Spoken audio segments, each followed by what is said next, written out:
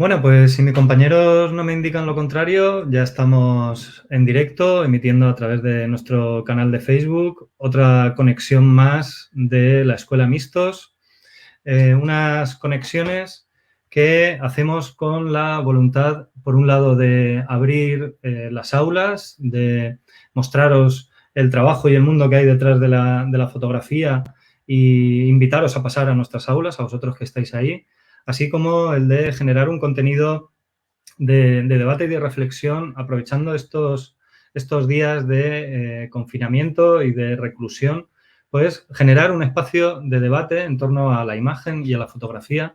Ese es uno de los objetivos principales de este ciclo de conferencias que estamos realizando.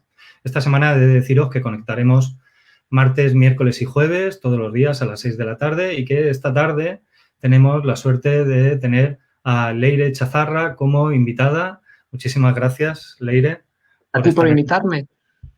Muchísimas gracias, de verdad, es un auténtico placer. Leire Chezarra nos ha preparado lo que yo he querido llamar una sesión delicatessen de trabajos fotográficos, una selección de autores y autoras que, bueno, a ella le han resultado interesantes, le han abierto y sobre todo ha tomado un hilo conductor que luego nos comentará. Voy a presentar brevemente a nuestra invitada de hoy, para darle la bienvenida, como se merece. Leire Chazarra, conectamos con ella desde Bilbao. Es periodista y socióloga. Afortunadamente, y lo cuenta ella misma en su blog, desde que se licenció ha trabajado constantemente en el medio periodístico a través de Euskal Telebista y de Radio Euskadi. En 2017, afortunadamente para muchos, crea Cartier-Bresson No es un reloj, un blog de referencia, un lugar fresco, pero también de debate profundo de la imagen, algo que le ha permitido dar un sello de identidad propia y que ha generado un nuevo espacio de reflexión en torno a la fotografía en la red en estos tiempos donde vemos mucha imagen, pero debatimos más bien poco de ella, ¿no? Y además la prueba de que ese blog ha funcionado bien es que a partir de ahí ha colaborado en medios como en Fotolari, has colaborado también para Quitar Fotos y actualmente colaboras con Full Frame, la radio específica de fotografía, emisiones que ahora están suspendidas y que lamentamos todos profundamente. Mandamos un fuerte abrazo a los compañeros de Full Frame que estamos deseando que vuelvan a la carga.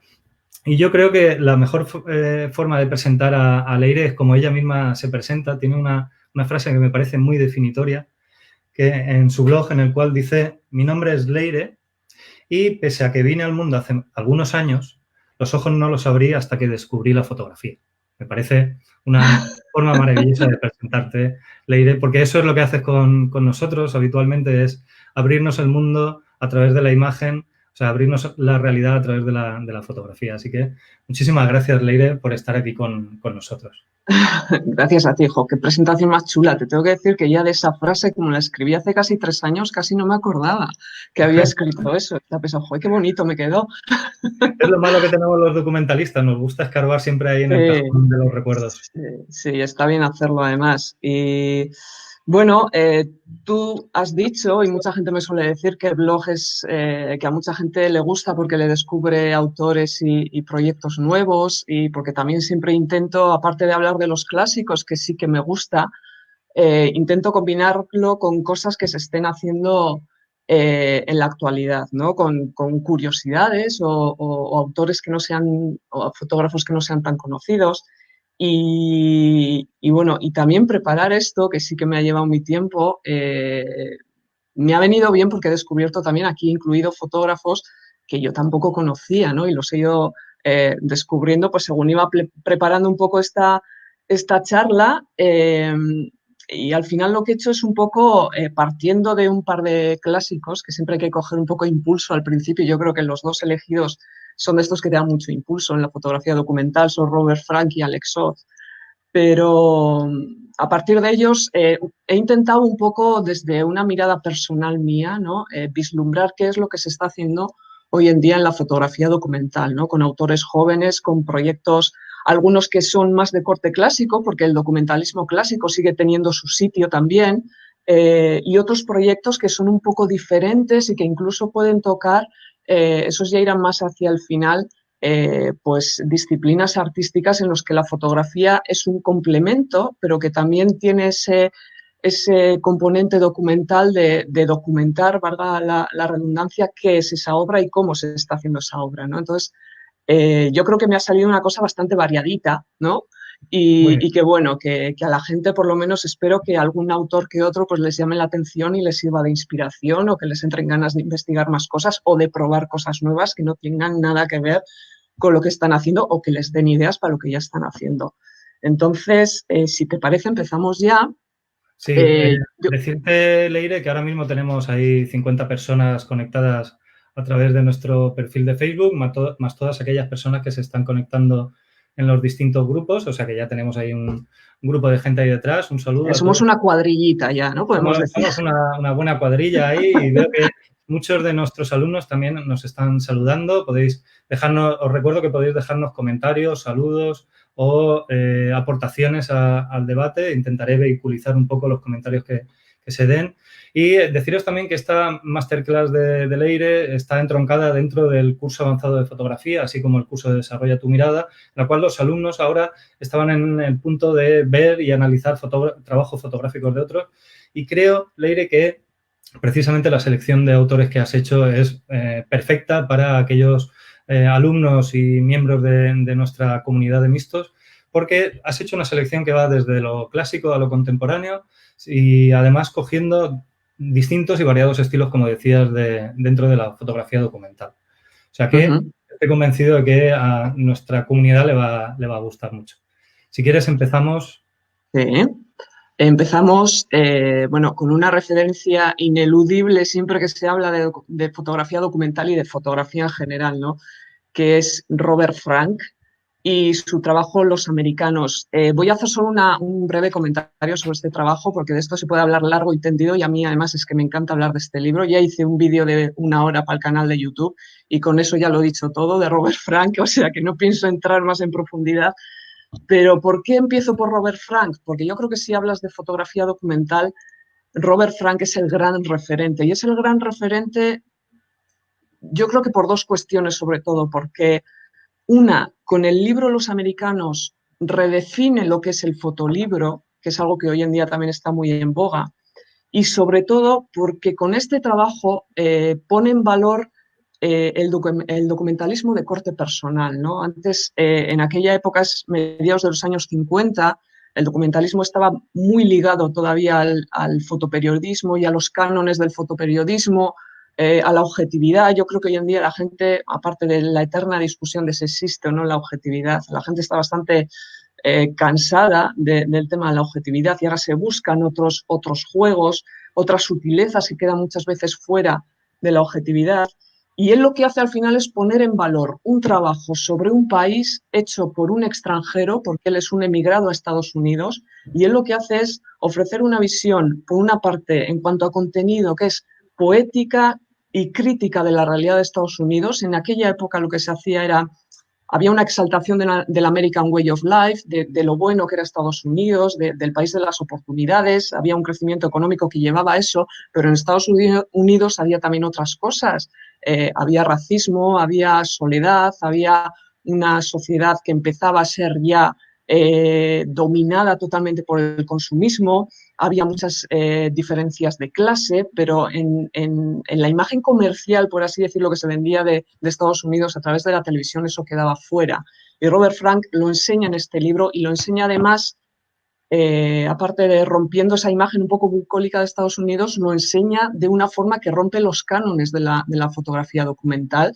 Por ejemplo, si habéis estado pues un poco trabajando en lo que son las reglas de composición, Robert Frank las rompe todas, o sea, los horizontes torcidos, los trepidados, el grano en las fotos, fotografiar momentos que no son el famoso momento decisivo, ¿no? Que decía Cartier-Bresson. Él lo que hace es poner en valor todo eso en un libro que en un primer momento no se entiende, que recibe muchísimas críticas, pero que con el tiempo ha ido ganando en valor y establece un tipo de documentalismo que yo creo que mucho de lo que se hace hoy en día, toda la visión subjetiva de retroinspección, incluso de poner en valor la mirada personal de cada uno, huyendo un poco de lo que tiene que ser la sacrosanta objetividad. Yo creo que eso empieza mucho con Robert Frank. Robert Frank no inventa nada, o sea, realmente él utiliza cosas que ya estaban, pero las utiliza de una manera que él construye un lenguaje personal, ¿no?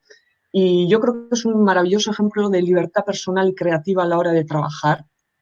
Y a mí, por ejemplo, este libro me ha enseñado, es un libro que cuesta entender, que no es fácil de entender, pero a mí este libro, que en un principio no me gustó nada y me creó un trauma porque me dijeron que era la Biblia en la fotografía y yo, como estudiante de fotografía, yo decía, pero bueno, si está desenfocado, si está movido, si esta foto no sé qué me dice, ¿no? De hecho, esta foto de la portada no es muy Robert Frank en ese sentido, es casi más Cartier-Bresson, ¿no? Porque es una foto que es casi te hace la foto del país, ¿no? Pero las fotos que están dentro son diferentes y muchas de ellas no les ves mucho sentido. Entonces, a mí esto me creó un pequeño trauma, tampoco voy a hacer un drama de esto, pero yo me he esforzado con este libro porque decía, Leire, tienes que entender este libro porque si es tan fundamental en fotografía, tú tienes que ver qué es lo que este libro puede aportarte. Y a mí este libro, eh, para mí ahora es el libro que me ha enseñado a mí a leer fotografía y a leer diferentes estilos de fotografía. Y de hecho, yo como yo tengo la perspectiva de alumna de fotografía, yo no soy profesora de fotografía, pero yo sí que suelo decir que sería importantísimo que en las escuelas de fotografía, cuando se enseña a Robert Frank, se den 3 o 4 claves que a la gente le pueda ayudar a entender un poco el libro. O sea, pero es importante que lo entiendas tú, no que te lo den mascado, porque este libro es muy sutil, es muy evocador, es casi como un libro de poesía, decía yo hace poco, y es un libro que tiene muchas interpretaciones y que tiene muchos pequeños detalles que es muy bonito descubrirlos por uno mismo, ¿no? Porque a mí me han enseñado cosas, incluso hoy en día me comentan cosas en las que yo no me había fijado, ¿no? Y ese bucear en los americanos de Robert Frank a mí personalmente me ha servido para saber leer fotografía, ¿no? Después de mucho sufrimiento, ¿eh? Pero sí que me ha servido para eso. Yo por eso este libro con el que tanto sufrí al principio, ahora mismo le tengo un cariño tremendo y para mí es toda una lección de fotografía, no solo en cuanto a una visión de un país concreto en un momento concreto o un ejemplo de crítica documental e intimista de un país, sino que es un ejemplo de cómo hacer fotografía y de cómo hacer diferentes lecturas, de forma a tener su espacio también para soñar esa fotografía y para soñar ese trabajo, ¿no? Y por eso a mí este trabajo me parece que es fundamental, desde luego. Eh, Entre las fotos que has pasado, hay una que es la final, la foto que yo he puesto al final, que es la de la ventana del hotel con las cortinitas. Esta foto que parece tan anodina en principio, que dices, bueno, es una de las fotos que yo decía, bueno, pues esta foto pues es una ventana con unas cortinas, ¿no? Pero esta foto es importante en este libro también porque sintetiza un poco lo que es el concepto del viaje, ¿no? Porque al final los americanos es un viaje físico, pero es también un viaje, no sé si emocional, pero sí es un viaje intimista y un viaje casi de iniciación, ¿no? Por lo que es un país y la vida de un país. Esta foto es la foto favorita no de Robert Frank, pero sí de Alex Soth, que es otro grandísimo fotógrafo, que es del que voy a hablar ahora, que cita mucho a Robert Frank, pese a que en principio parecen tan diferentes, porque, bueno, para empezar, Alex Soth pues trabaja más en color, ha hecho cosas en blanco y negro, pero trabaja más en color. Pero también tienen cosas en común y es la importancia que ambos daban al viaje. A Alex Soth también le gusta moverse. Dice que no le gusta alejarse mucho porque no quiere perder el control sobre el significado de los códigos en los que se mueve la gente a la que fotografía, ¿no? Pero siempre cita esta fotografía como para él es la fotografía que simboliza un poco lo que entiende que es la fotografía, que es una especie de viaje, ya digo, no solo físico, sino también emocional, ¿no? Y si quieres pasamos a ver a Alex Soth ya. Alex Soth, yo lo he citado después de Robert Frank, porque a mí me parece que si Robert Frank es eh, una de las grandes referencias, inevitables referencias siempre que se habla de fotografía documental, yo creo que la otra gran referencia, y sobre todo ya centrándonos más en documentalismo y en fotografía contemporánea, es Alex Soth. Para mí es el fotógrafo, el gran referente de, me atrevería a decir que toda la fotografía que se está haciendo actualmente, porque Alex Soth, cuyas características o puntos fuertes son los retratos y cómo trata también los paisajes, que a veces los paisajes son los grandes olvidados de la fotografía y parece que son fotografías que, bueno, de sin más, los paisajes son importantísimos y el saber volcar los sentimientos y las sensaciones de uno en los paisajes es muy complicado y son fotografías, además que luego a la hora de la edición suelen tener una importancia capital, ¿no? Yo creo eso, Alex Soth es el gran referente de la fotografía contemporánea porque hay, si veis fotografía contemporánea, de alguna u otra manera hay pequeñas o grandes pinceladas de Alex Soth. Yo creo que Alex Soth es un fotógrafo que es un fotógrafo de culto, del que quizá no se habla tanto como de otros fotógrafos, pero que está presente en muchos trabajos. Es un fotógrafo, no es que impacte, sino que impregna. Yo creo que a veces te das cuenta de la influencia de Alex Soth. Yo les he oído hablar a otros fotógrafos que se han dado cuenta de esta influencia a posteriori, o sea, que no es una influencia que está ahí presente y es consciente, ¿no? De Alex Soth, bueno, esta es una de las fotos icónicas, la del señor de los aviones. Yo creo que es su gran foto icónica de Alex Soth. Yo cuando oigo a Alex Soth me viene este señor a la cabeza siempre, pero es curioso porque luego os voy a comentar, esta no es su foto más vendida. Os voy a contar luego una historia curiosa con eso. Esta es una de las fotos que está en Sleeping by the Mississippi, que es el primer trabajo que él hace y que le da el estatus, ¿no?, de gran fotógrafo documental. En este trabajo él lo que hace es un contraste entre realidad y sueños. En Alex Soth son muy importantes los símbolos también. En este Sleeping by the Mississippi los símbolos son las camas. Veréis que hay camas. En Alex Soth los símbolos son los que vertebran el relato, ¿no? Y en este trabajo aparecen muchas camas, aparecen colchones, aparecen tumbas, que también es un poco la cama eterna, ¿no?, donde vamos a acabar todos. Pero es una constante conexión con el sueño y con el río. El río Mississippi no aparece tanto como puede parecer en un principio por el título, porque a Alex Soth le gusta más jugar con evocar las cosas, ¿no? Yo creo que Alex Soth es un gran evocador y para mí una de las claves de la fotografía es saber evocar, o sea, no ser tan explícito, saber evocar. Para mí evocar en fotografía es un gran ejercicio de, no sé cómo decirlo, al final es un gran ejercicio de generosidad, diría yo, de generosidad con tu espectador, porque evocando le das espacio a la persona que mira tus fotos a imaginar cosas, imaginar historias que pueden cabeza cuando estabas haciendo la foto, ¿no? Pero el darle ese espacio dentro de la foto, por así decirlo, dentro de la historia, a la persona que va a mirar esas fotos, a mí me parece que es uno de los mayores ejercicios de generosidad que puedes hacer en el mundo de la fotografía. No es fácil, ¿eh? No es fácil. Precisamente esa capacidad de evocación es la que le liga a Robert Frank, ¿no? Porque eso coinciden. No muestran abiertamente, evocan, invitan al espectador a que termine de construir la información y, sin embargo, todo el trabajo, toda la información, todo lo que tienen que decir sobre ese territorio está ahí, ¿no? Gracias a esa capacidad de evocación. Ahí es donde le une con Robert Frank. Sí, porque evocar al final no quiere decir que estés ocultando cosas, sino que lo estás contando de una manera diferente. Yo me gustaría decir síntesis también, ¿no? Porque la evocación requiere síntesis. Quitar los elementos innecesarios para llevarte a los mínimos, ¿no? Un colchón, un poco de agua. Perdón. Sí. Luego hay otro aspecto que quiero subrayar de Alex Soth y tiene que ver con el tema de escenificar las fotos o manipular las escenas. Esto es un debate que sale muchas veces, hay gente que es muy contraria, muy purista en este sentido. También a veces ahí se recurre al tema de la objetividad, de no alterar la realidad.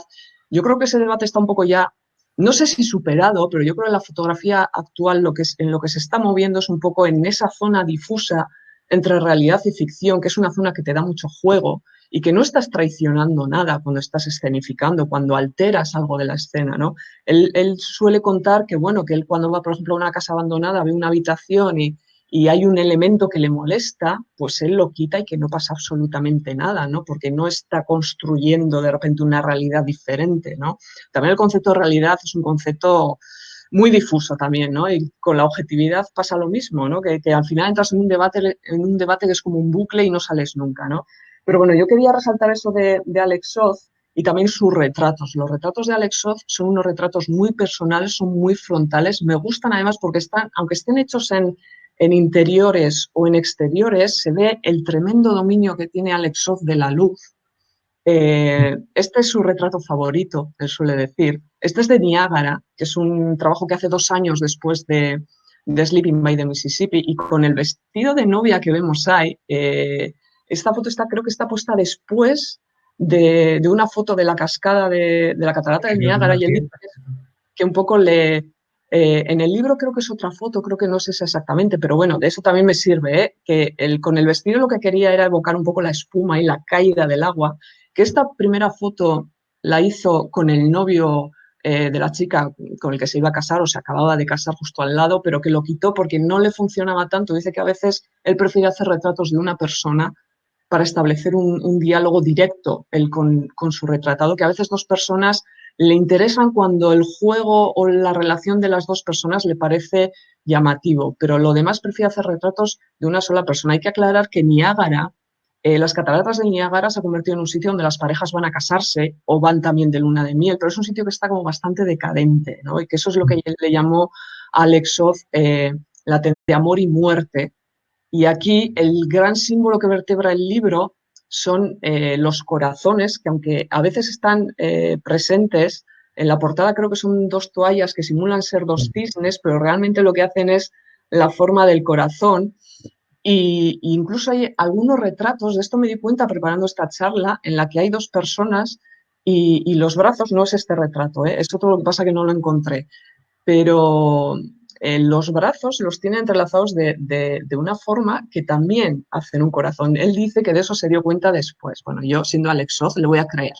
Pero esos pequeños detalles que a veces se nos escapan son los que consciente e inconscientemente acaban vertebrando este libro, ¿no? Después de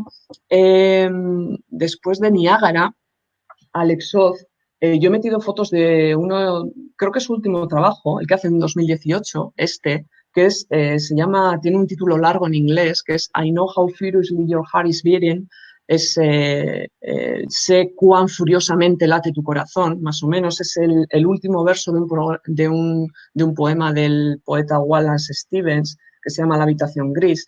Este trabajo lo hace Alex Soth después de haberse tomado un año sabático sin hacer fotos, meditando, cosa que nos lleva siempre a Sergio Larraín, esto de apartarse del mundo, meditar y dejar de hacer fotos. Yo cuando le escuché decir que tenía esta intención y que de hecho la iba a llevar a cabo, me dio un poco de miedo. Digo, a ver si va a pasar como con Sergio Larraín, que va a desaparecer del mundo y no va a hacer fotos, pero no, Alex Soth ha vuelto y ha vuelto con este trabajo que es un poco, a él le gusta un poco jugar con los límites de la fotografía, también ver hasta dónde puede llegar. Y aquí lo que hace es contactar a personas y pedirles a ver si les puede retratar dentro de sus casas, ¿no? Y él lo que quiere con estos retratos es ir un poco más allá del retrato y ver hasta qué punto la cámara puede sobrepasar un poco o puede ir un poco más allá de lo que es el aspecto físico, ¿no?, del retratado. Y yo creo que este trabajo es un trabajo que está todo hecho a base de retratos y es un trabajo, desde luego, pues como casi todo lo que hace Alex Soth, de lo más interesante, ¿no? Yo creo que Alex Soth es, como digo, es que estoy viendo ahora sus fotos y es que me estoy reafirmando lo que he dicho antes, en el que es el gran referente de la fotografía contemporánea, ¿no? Sí, desde luego que en los retratos es donde brilla con especial fuerza. Sí. Los paisajes y bodegones también es un gran maestro, pero en los retratos tiene esa capacidad de síntesis, de solo con un gesto, solo con ese fondo, ese pequeño, ponerlo de una determinada manera, es capaz de disparar un mundo dentro del espectador, ¿no? Este retrato con esos 3 espejos, todo, luego los subretratos que hay dentro, o sea, es como toda la personalidad que tiene esta persona dentro, ¿no? Y me parece de hecho, siempre quedaros un poco en la retina con los retratos de Alex Soth, porque en algunos de los fotógrafos que vamos a ver después, fotógrafos jóvenes que están haciendo trabajos muy actuales, muchos de esos retratos a mí por lo menos me retrotraen un poco a Alex Soth. Así que, si te parece, pasamos al siguiente. Otro autor indispensable, ¿no? Una piedra angular importante de la fotografía, claro. Esta es ya una autora, es una fotógrafa mexicana, Tania Franco Klein. A mí me gusta muchísimo, y eso que yo no soy mucho de fotografía en color, pero es que esto también es un poco Alex Soth. si os dais cuenta, estas imágenes. Aquí hay mucho de Ecclestone también, hay mucho de Cindy Sherman, hay incluso, yo diría, Larry Sultan, y en estas atmósferas, por ejemplo, como en esta fotografía y la anterior, que son un poco ocres y con amarillos suaves y tal, ahí crea unas atmósferas que a mí me recuerdan muchísimo a Nan Goldin. Mm.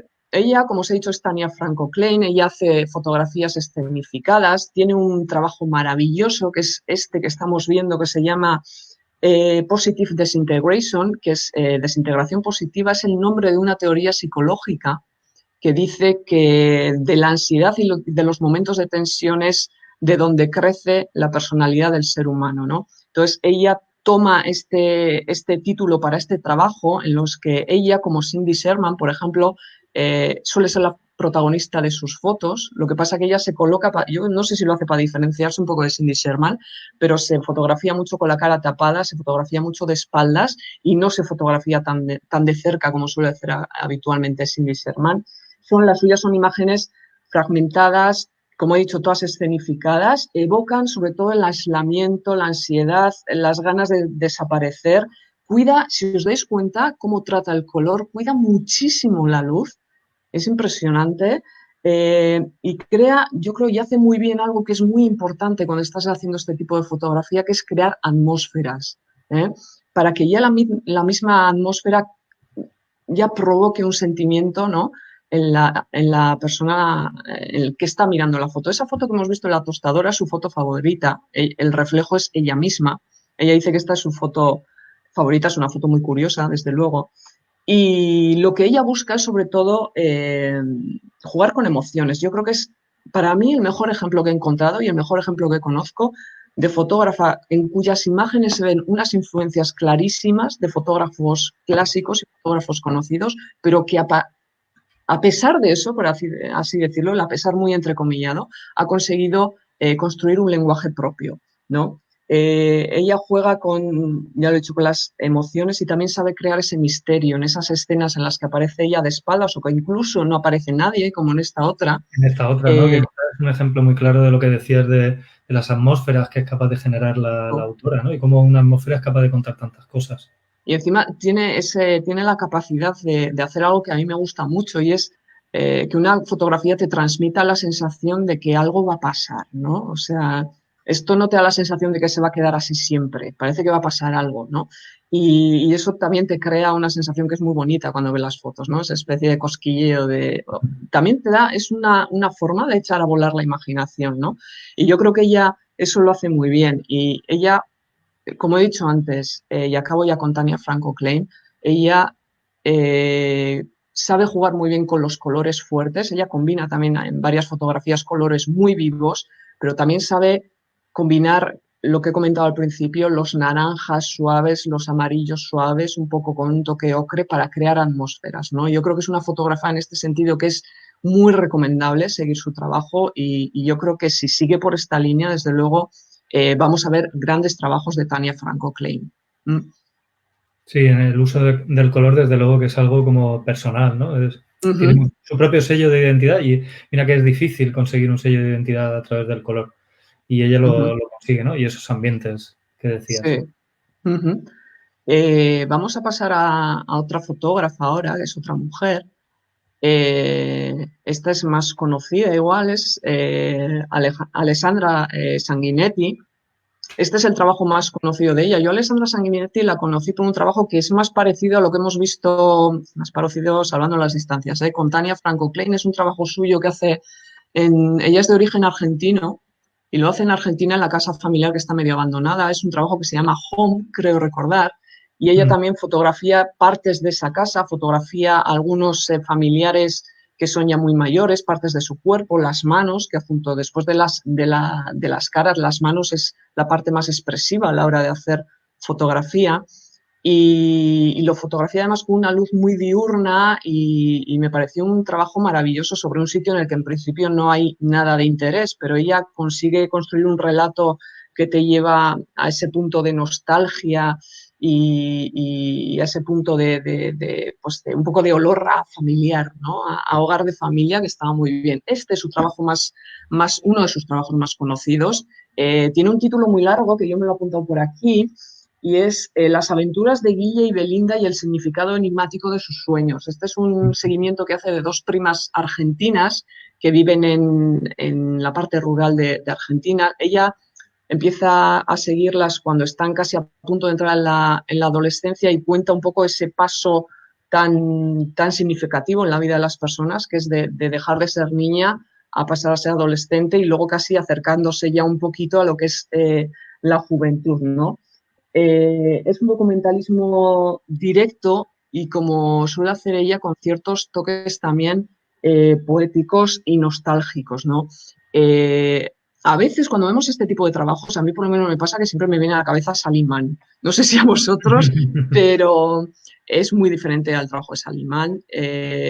Pero obviamente Salimán ha creado tal imaginario con su famoso libro de Immediate Family que es posible no hacer referencia a él, ¿no? Pero este trabajo de Sanguinetti es un trabajo muy personal. A mí me parece que tiene unos códigos también que son muy de ella y es un trabajo que a mí me parece una auténtica maravilla. Sobre todo, no es fácil tener dos protagonistas, hacer diferentes viajes a lo largo del tiempo y seguir manteniendo esa coherencia narrativa, ¿no? Sin que se te vaya un poco el trabajo de las manos, ¿no? Y también, pues fijaos qué retratos hacen, a mí me parecen maravillosos, ¿no? De las dos chicas. Sí, es un trabajo maravilloso que demuestra una vez más que no es necesario hacer grandes trabajos o irse a la India, sino que en un entorno familiar, en un ambiente íntimo y personal, podemos hablar de grandes cosas, ¿no? Porque realmente ella toca grandes temas a través de estos dos personajes de su historia, ¿no? La madurez, la sexualidad, la independencia, la fuerza, los miedos, todos esos temas están en su trabajo y lo hace, como tú decías, de una manera tan poética, tan bonita, Sí. que es disfrutable, ¿no? Es una autora muy interesante. Sí. Ahora vamos a pasar al siguiente autor, que a mí me gusta porque tiene una historia muy curiosa. Los que me conocéis un poco y seguís el blog sabéis que yo soy muy de curiosidades.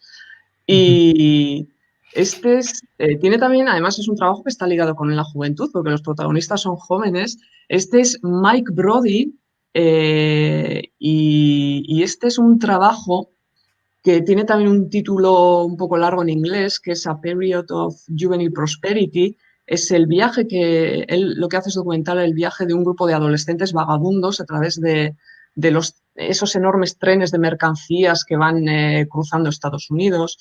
Me gusta, este trabajo lo he cogido por dos razones. Una es porque es un ejemplo de trabajo que está hecho sin pretensión documental.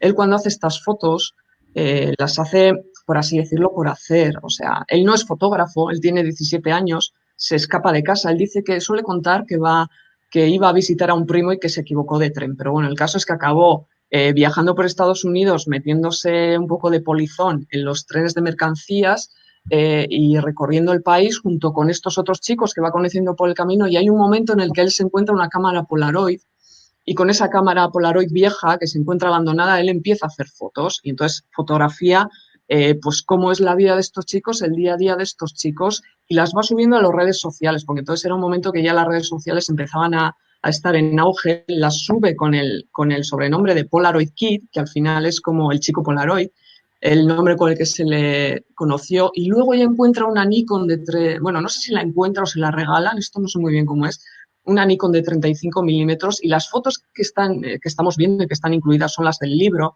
están hechas con la Nikon, no son las Polaroid.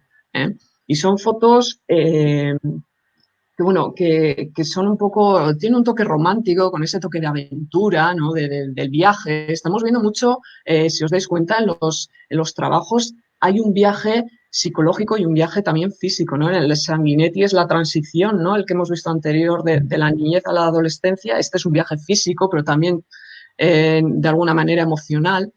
Y también decía que este trabajo llama mucho la atención por esa frescura y porque es un ejemplo de algo de lo que se suele hablar mucho, que es el trabajo de proyecto a posteriori, ¿no? Que es cuando uno mira su archivo y de repente dice, ostras, yo esto no lo hice pensando en hacer un libro, una exposición o lo que sea, y resulta que aquí tengo una historia, y tengo una historia que la puedo vertebrar, la puedo vehicular y la puedo plasmar, bien sea en un fotolibro o en una exposición o en una página web, ¿no? Y este es uno de esos ejemplos. Lo curioso de Mike Brody, bueno, Mike Brody tiene muchas curiosidades, pero lo curioso de Mike Brody y de los chicos que le acompañaron es que luego no os penséis que acabaron siendo vagabundos ni alcoholizados en una esquina, por lo que él cuenta, luego al de unos años volvieron todos a sus casas y de hecho Mike Brody dejó la fotografía porque él no era fotógrafo y dijo que, bueno, que en aquel momento le gustaba hacer fotos, pero además si su gran sueño que lo ha cumplido ha sido ser mecánico de coches. Y Mike Brody tiene hoy en día 30 y pocos años, creo, tiene 32, 33, y es un chico que es mecánico de coches y es feliz. Y creo que tuvo algún intento de volver a la fotografía porque después de este trabajo se lo propusieron, pero no fructificó y el tío sigue siendo mecánico de coches y hizo esta maravilla de trabajo, porque además este trabajo también es ejemplo de otra cosa que no he citado, pero es un trabajo hecho desde dentro, se ve esa intimidad, se ve esa complicidad que había entre ellos, porque esto una persona que no pertenecía a este grupo no podía haber hecho estas fotos, obviamente. Y a mí me parece que es un trabajo muy original en ese sentido, porque es fresco, porque no tenía ninguna pretensión de hacer nada con él, y también porque es hecho por una persona que era autodidacta, no era fotógrafo y que de hecho no es fotógrafo, que hoy en día es mecánico de coches y es feliz de la vida, ¿no? Y por eso también lo he puesto aquí, porque yo creo que es un buen ejemplo de la frescura y del trabajo también o proyecto a posteriori. Y de la intimidad esa. La verdad es que a mí lo que más me sorprendió cuando conocí este trabajo era, primero, esa frescura joven, ¿no? Que es que te dan ganas de coger un tren y irte y dejar tu mundo para recorrer Estados Unidos, pero luego, además, esa intimidad que consigue retratar, ¿no? Hay una mirada ahí de amor a la gente de amor a las personas y de amor al viaje. Es una cosa, un trabajo bellísimo, ¿no? Y como tú decías, desde la sinceridad, porque él no pretendía nada más que hacer fotos y recorrer. Y eso creo que es un gran ejemplo para los fotógrafos, ¿no? Que a veces pretenden volcar demasiadas cosas cuando quizás dejándose llevar por su propio instinto y siendo más frescos se consiguen mejores objetivos, ¿no? Yo creo además aquí hay otra cosa importante que es sobre todo a la hora de hacer retratos y que es muy difícil y es cuando él fotografía a esta gente hay una horizontalidad, es decir, tanto él como ellos están en un mismo plano, pertenecen a un mismo grupo, se mueven en el mismo mundo, por así decirlo, ¿no? Y eso cuando lo consigues en un retrato, cuando un retrato es fruto de esa horizontalidad, de ponerte a un mismo nivel y de tener ese nivel de identificación de tú y yo pertenecemos a un mismo grupo, vemos el mundo más o menos bajo los mismos o lo interpretamos bajo los mismos códigos, se consiguen imágenes realmente maravillosas. Es muy difícil, sobre todo cuando haces retratos a gente que no conoces, ¿no? Tener esa conexión y tener esa horizontalidad, ¿no? Y que tú con tu cámara no estés imponiendo tu mirada o imponiendo tu presencia al retratado, ¿no? Y yo creo que este es un trabajo que ahí lo de la horizontalidad es muy importante remarcarlo. También aquí él lo tenía más fácil, por lo que hemos comentado antes, ¿no? Pero yo creo que es un buen ejemplo de cómo funciona eso cuando se consigue, ¿no? Sí, trabajo muy fresco. Pasamos a otro al trabajo siguiente. también fresco. Fresco, de una fotógrafa joven, española además, y que tienen como, me estoy dando cuenta que esto no lo he hecho queriendo, pero cada uno, según los he puesto en el orden, tienen en común algo con el anterior, porque, por ejemplo, aquí, en el anterior, Mike Brody fotografía a sus amigos de aquel momento, y aquí, este es el trabajo de Berta Vicente Salas, y aquí ella suele fotografiar a sus amigas y a sus familiares y conocidos, ¿no? Que es un poco el nexo de unión con el anterior. A mí lo que me interesa de Berta Vicente Salas son dos cosas, cómo trabaja los retratos y cómo hace esto que estamos viendo, las atmósferas también, ¿no? Es un poco, me recuerda un poco también a Tania Franco Klein, solo que ella tiene una paleta de colores más oscura, en ella las sombras son más cobran una personalidad o una importancia que no tienen en Tania Franco Klein. De esto voy a hablar luego, igual echa un poquito para atrás, si puedes. Y estas dos fotos, por ejemplo, esta paleta de colores que ella tiene en esas atmósferas me recuerda un poco a la película Los Otros de Amenábar. Y me parece que es un muy buen ejemplo de eso que hablaba yo, ¿no? De crear las atmósferas. En este tipo de fotografía, cuando uno quiere hacer una fotografía introspectiva de sensaciones, de crear tú un poco la atmósfera, de contagiar esas sensaciones o esos sentimientos que luego en el espectador sean diferentes muchas veces por sus propias vivencias, ¿no? Pero que es importante saber cómo controlar y cómo crear esas sensaciones y cómo controlar la luz. Y a mí me parece que en la fotografía documental de hoy en día me parece que son uno de los puntos más importantes. Para que veáis también, me sirve Berta Vicente Salas, me sirve también para mostraros cómo una misma fotógrafa puede hacer cosas muy diferentes, porque ella hace este tipo de fotografía que estamos viendo ahora, pero también hace la siguiente, que ahora sí que puedes pasar. Y este es un trabajo que es un documentalismo clásico que ella hace en México. Ella va a México a enseñar fotografía en un programa, creo que de reinserción social o algo así, a una prisión de mujeres en Ciudad Juárez. Y aprovecha su estancia allí, en la que ejerce de profesora de fotografía, para hacer un reportaje sobre un centro de menores que también está en Ciudad Juárez, ¿no? Y este es el trabajo, el resultado de ese trabajo documental, que no tiene, como veis, no tiene absolutamente nada que ver con lo que hemos visto anteriormente, de hecho ya es en blanco y negro, las fotografías son más de documentalismo clásico, ¿no? Y a mí me llamó la atención porque yo de Berta conocía el trabajo anterior y cuando de repente me topé con esto me dejó como un poco en shock, ¿no? Pero me pareció súper interesante que una fotógrafa pueda tener estas dos vertientes tan diferentes, ¿no? Que no, esto no quiere decir que todo el mundo tenga que tenerlas, ¿eh? Igual hay gente que se mueve en un solo estilo y ya está, pero que realmente se pueden hacer cosas diferentes y tener intereses muy diferentes y plasmarlos también, ¿no? Como lo hace ella. En definitiva, usar dos lenguajes distintos dependiendo de lo que necesites contar, ¿no? Eso es. Esta fotografía a mí me gusta mucho. Sí, y a pesar incluso de ser un lenguaje más clásico, no deja de tener un sello personal, ¿no? Una cierta poética en la mirada, no lo Sí, puede evitar, ¿no? Porque sí, porque esta, la foto anterior también, las que se ve que los chicos no sé si están en un comedor, no sé qué, está cogida de atrás, el Feliz Navidad de fondo, no sé, pues tiene un poco ese toquecillo, ¿no? Por así decirlo, que poético en y esta también lo vemos claro, ¿no? La persona que mira a la ventana, que mira a la puerta, que se aventura a algo, el etc. letrero de salida ahí arriba, Sí. ¿no? Que también es como muy evocador en ese sentido Claro, y sí, Berta Vicente no deja de tener una serie de códigos y luego, dependiendo del lenguaje que utilice, los dirige en una dirección u otra, ¿no? Pero eso sí, es. está claro que para mí ahora mismo es una de las grandes fotógrafas españolas, Berta Sí, Vicente. a mí me gusta, yo la descubrí hace unos meses, tengo que decirlo, y a mí me gusta, la descubrí por esta foto además, que yo creo que es una de sus fotos más conocidas, y a mí me gusta muchísimo, a mí me parece que es una fotógrafa que tiene muchísimo que ofrecer, Mm. muy, muy interesante. Ujú. Pues, ¿te parece? Vamos al Una siguiente, maravilla. porque el siguiente liga mucho con estas últimas fotos que hemos visto de Berta, aunque fotográficamente no tienen mucho que ver realmente. El siguiente es un fotógrafo norteamericano que se llama Eugene Richards. A mí me parece que es el mejor documentalista de la actualidad. Lo que pasa es que Eugene Richards, estas son unas fotos, estas dos primeras que estamos viendo. A mí esta foto me parece, pese a su crudeza, me parece maravillosa, porque aúna lo que es la crudeza, son fotos que le hizo a su primera mujer que murió de cáncer de mama. Él documentó un poco cómo fue el proceso por el que pasó su primera mujer.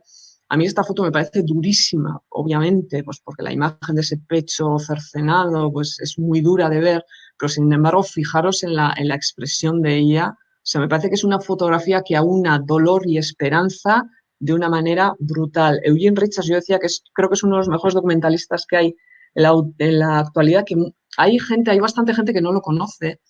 Y es que Eugene Richards, yo creo que tiene dos cosas en contra, por así decirlo. Una es que si tú hablas de un documentalista norteamericano que se llama Eugene, todo el mundo te dirá Smith. No, la sombra de Eugene Smith es muy larga. Eugene Smith, el autor de Country Doctor, del famoso reportaje también sobre Mian Mata y la foto de la Pietà del baño de Tomoko, ¿no? Yo creo que eso parece una tontería, pero es que el nombre juega un poco en su contra, ¿no? Porque parece que siempre tiene que ser Smith y no Eugene Richards es enorme. Y otra cosa es que Eugene Richards se ha especializado en temas muy duros, como son la adicción a las drogas. Tiene un trabajo sobre la cocaína que es tremendo. temas de exclusión social, de injusticia, y lo muestra siempre, o sea, son temas que él los trabaja en Estados Unidos y es una cosa, este es el trabajo sobre la cocaína, y es una cosa que a Estados Unidos no le gusta mostrar, es un poco como los americanos de Robert Frank, ¿no? Entonces es un fotógrafo al que no se le ha dado mucho pábulo en ese sentido, y yo creo que es un documentalista tremendo, es un documentalismo directo, crudo. Él dice, él lleva un poco más allá la famosa frase de Robert Capa de si tus fotos no son suficientemente buenas es que no estás suficientemente cerca, y él dice que si puede tocar a alguien, entonces le puede fotografiar, ¿no? Eugene Richards te muestra la realidad muy de cerca, tiene algunas fotos como esta que son más casi propias de fotografía de calle, ¿no? Pero tiene un trabajo, también esa siguiente que veíamos es un trabajo, tiene más de uno, hechos en las salas de urgencias, que estos días encima ha cobrado importancia, pues con todo la crisis pandémica del coronavirus y el homenaje a los sanitarios que se está haciendo estos días. Él ha mostrado, él creo que ha dicho además que va a hacer, no sé si una especie de película o un proyecto especial con estas fotos que él tomó en una sala de urgencias. Y como decía, Eugene Richards es muy directo. O sea, Eugene Richards, yo tengo un libro a la gente que le interesa Eugene Richards. Hay un libro que es The Fat Boy, en el que se recogen varios de sus trabajos documentales y es un libro tremendo. Y Eugene Richards además también estudió periodismo y tiene la particularidad que a mí me gusta mucho, igual también porque soy periodista, y es que escribe textos. Los textos que acompañan a sus historias, es un gran escritor. Esta es una de las fotos que le hizo a su primera mujer, la que hemos visto antes, que a mí me parece, este retrato me parece una cosa maravillosa, ¿no? Que también se ve ahí, también lo he puesto de muestra para que vean que Eugene Richards es un hombre sensible, que no es ningún monstruo, a pesar de algunas de las fotos que son realmente duras las que hace, ¿no? Pero, pero a mí me parece realmente que si a la gente que le interesa el fotoperiodismo y el documentalismo más clásico, Eugene Richards es desde luego un referente inapelable, ¿no? Sí, porque en esta imagen creo que sintetiza bastante el estilo de Eugene Richard, porque a pesar de esa crudeza siempre hay una mirada también de amor y una mirada de ternura hacia eso que está fotografiando, ¿no? De tratar de salvar de esa dureza a los personajes que la habitan, ¿no? Y no deja de buscar la belleza allí dentro de la dureza porque los personajes la tienen segura, ¿no? Y claro, lo difícil es para el fotógrafo conectar con esa realidad, ¿no? Fotografiar esa dureza y buscar esa emoción, ¿no? Eso hay Sí, que yo creo que ser hecho de una eso pasta. muy pocos pueden hacerlo y desde luego también como Eugene Richards, yo creo que solo Eugene Richards, desde Sí. luego. Sin caer en el excesivo dramatismo ni en el tal, porque él se mueve ahí en esa línea fina, elegante, ¿no? Él maneja muy bien todos los códigos pues eso, del documentalismo, el fotoperiodismo, pero sin caer en el sensacionalismo, que a veces suele ser lo más difícil. Él no busca el impacto, ¿no? Porque a veces podríamos pensar, la foto que hemos visto de su mujer recién operada del pecho, dices, ostras, la foto está... Pero esa foto te manda otro tipo de sensaciones, ¿no? No es una foto que tú veas que está hecha pues para venderte un poco el sensacionalismo que puede haber alrededor pues de una herida y de un cáncer y de una situación tan grave, ¿no? Claro. Bueno, en la siguiente carpeta creo que tenemos al protagonista ahí en el chat porque ha saludado ¿Ah, antes, ha hecho un sí? comentario, sí. ¿Tenemos a Paco? Tenemos a Paco Pimienta, está ahí en el chat de Facebook, lo he visto Qué comentar antes, bien. luego se ha ido, no he querido decirte nada, pero bueno, lo digo porque Paco, no te vayas, que voy a hablar de ti. el siguiente autor del que vamos a hablar es Paco Pimienta, alguien a quien los dos admiramos por su trabajo, porque desde luego que es destacable y reseñable, ¿no? Pues Paco Pimienta tiene, yo creo, este lo he cogido como un ejemplo de documentalismo personal y casi yo lo suelo llamar casi terapéutico, y es cuando uno coge la cámara un poco para hacer frente o para enfrentarse a situaciones duras en la vida, ¿no? Paco Pimienta él es fotoperiodista de profesión, pero tiene este trabajo, es un trabajo que no es de fotoperiodismo, es un trabajo totalmente personal y se llama Syzygia, que es un nombre muy raro, pero que él lo explica muy bien. Eh, cuando dice, bueno, Syzygia es cuando se alinean 3 o más astros en el universo, ¿no? Y bueno, eso él lo conecta un poco, normalmente suele ser Sol, Tierra, Luna, creo, y eso lo conecta un poco con la negrura del universo, con el azar, con las consecuencias, con todo eso que no controlamos, y Syzygia tiene mucho de eso. La historia que yo tengo con Paco Pimienta es muy curiosa, porque yo de Paco Pimienta no había oído hablar en la vida, y él dio una charla en Bilbao, en unas charlas que suele organizar el CCC, que es una escuela de fotografía que hay en Bilbao, y suelen ser los viernes y muchos vamos a esas charlas, aunque a veces conoces al que lo da, otras veces no, y te sirve para conocer a fotógrafos nuevos, pero también porque luego nos gusta salir a tomar algo, como es viernes, y entonces la charla a veces es un poco la excusa, ¿no? Y yo vi que ese viernes tocaba Paco Pimienta y a mí pues, no me sonaba de nada y dije, bueno, pues voy a la charla y a ver qué me encuentro. Y salimos todos de la charla absolutamente maravillados y enamorados de este trabajazo de Paco, que no lo estoy diciendo porque me oiga, ¿eh? Es la opinión que lo he dicho muchas veces. Y porque es un trabajo oscuro, es un trabajo de esos que salen de las entrañas, ¿no? Él dice, lo explica muy bien, ¿eh? Mucho mejor que yo, pero a él le sucede que tiene 3 pérdidas muy importantes en su vida en un tiempo relativamente corto y entonces él reacciona cogiendo la cámara y fotografiando con pálpito, ¿no? Y poniendo un poco en cuestión todos los cánones fotográficos en los que se mueve cuando trabaja como fotoperiodista, ¿no? Entonces él va fotografiando lo que quiere o casi cuando puede entre trabajo y trabajo de fotoperiodista y y lo que hace es eso, poner un poco en cuestión lo que ha estado haciendo hasta ahora y ser libre con la cámara, que es algo que se dice muy, muy pronto, pero es muy complicado. Y ahí vuelca a él todo su dolor, su rabia, su miedo, pero yo en Sitigia además no veo solo sus sentimientos. En Sitigia también hay cosas como redención, hay vida, hay un pálpito en ese libro cuando lo ves. Eh, Él dice una frase que yo la apunté por aquí, dice, mi cámara ama y odia conmigo y se acompasa con mi respiración y se libera del acto fotográfico, ¿no? Él nos enseñó un vídeo que es el que vamos a ver ahora, la pena es que no lo vamos a poder oír porque tenemos un poco problemas con el sonido, pero os aconsejo que lo busquéis en YouTube, pongáis Paco Pimienta Syzygia, porque es un vídeo que está hecho, van pasando las fotos a golpe de taconeo de un bailador que creo que es además amigo de Paco, y es un vídeo que está muy bien, es muy Syzygia y es muy Paco ese vídeo, ¿eh? O sea que si os parece lo vemos. Sí, vamos a ponerlo. Ay, perdón, se me ha saltado el...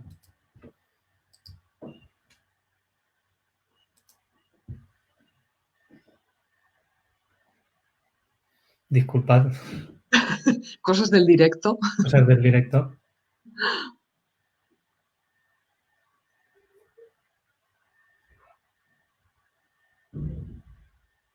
Quien me siga andará entre tinieblas.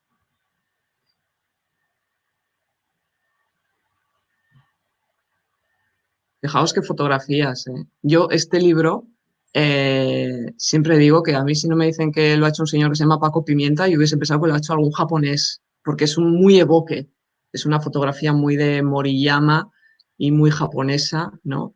Por esa crudeza, por esos grandes contrastes de blanco y negro.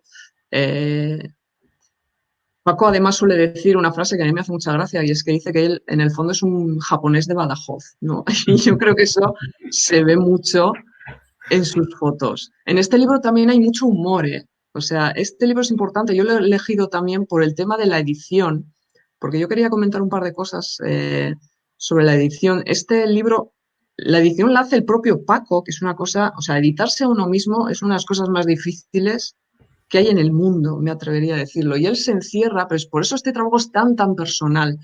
Él se encierra en la habitación con todas las fotos que hace y dice, él lo explicaba muy bien porque decía que cuando empezó a editar su trabajo, él se olvida de referentes. Hay 2 cosas que se quitan de encima. Una son los referentes fotográficos y las reglas un poco también de la edición.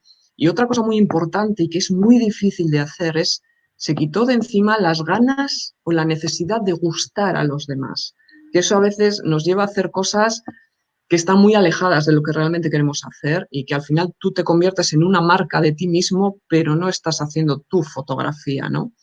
Y este libro, además, es curioso porque normalmente cuando te explican la edición, te dicen que la edición es como una melodía, ¿no? Que tiene que tener sus altos, sus bajos, pero este libro es un continuo bofetón según vas pasando páginas porque las imágenes son tremendas. Son imágenes, además, que Paco las eligió pensando en no elegir aquellas imágenes que te contaban una historia entera, ¿no? Que son las que elige cuando él está trabajando de fotoperiodista, ¿no? Porque esas son las imágenes que te pide el fotoperiodismo, que la imagen te cuente la historia, ¿no?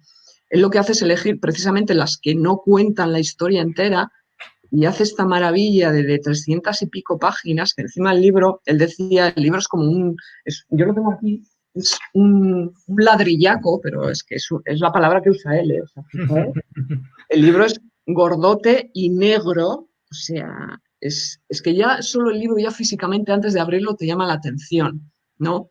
Y yo creo que es un libro que incluso físicamente te dice mucho, ¿no? Es muy, muy Paco, yo creo que le ha salido este trabajo es un ejemplo de, de lenguaje personal, un ejercicio de tristeza y de sentimiento bellísimo. O sea, y no lo digo porque me esté escuchando Paco, ¿eh? O sea, esto lo digo yo, lo digo en todas partes y siempre que me preguntan. Es uno de mis libros favoritos, porque además yo creo que también me influye la forma en que lo conocí, que fue una cosa totalmente inesperada, ¿no? Fue casi de esos flechazos que no se olvidan. Y la verdad es que el libro es una auténtica maravilla. Yo a Paco le tengo una envidia tremenda solo por haber hecho este maravilloso libro. O sea, sí, Vale. sí, Y además maravilloso. estos autores que son capaces de disparar desde la visceralidad, ¿no? Sin perder la cabeza, porque luego hay un trabajo de edición también magnífico y al final es un autor completo, porque dispara desde la cabeza, desde el corazón y desde las vísceras, que es desde donde todo autor tiene que trabajar. Y has dicho algo muy interesante, Leire, perdona que te interrumpa, que has dicho que se quitó las ganas de agradar, ¿no? Y de que los demás la aprobaran. Yo creo que eso es algo que hay que incidir a los que están fotografiando, a los que se inician en este mundo, que precisamente de lo que se trata es de buscar nuestro espacio individual y no de ser como los demás. Sobre todo, yo unas cosas que he aprendido viendo trabajos de gente y también por mi propia experiencia, si tú quieres tener una voz personal y quieres hacer un trabajo autoral, yo siempre digo, y no me canso, que Facebook e Instagram son vuestro peor enemigo, de verdad. Cuando te dejas llevar por el like y cuando en realidad consciente y a veces inconscientemente, que es lo peligroso, lo que estás pensando es que esa foto la vas a subir a Facebook o a Instagram y que si solo tiene 2 likes, esa foto no vale. Si queréis tener muchos likes en Facebook e Instagram, y es tan importante, hay 3 tipos de fotos que no os van a fallar, que son los amaneceres, los cachorros y los niños. Es cierto, o sea, es así. Entonces, eh, si lo que se busca es tener muchos likes, al final vas a caer en los topicazos. Y es verdad, o sea, tú no puedes medir la valía de tu fotografía, ni de tu discurso, ni de tu voz fotográfica, ni de tu personalidad como fotógrafo en Facebook o Instagram.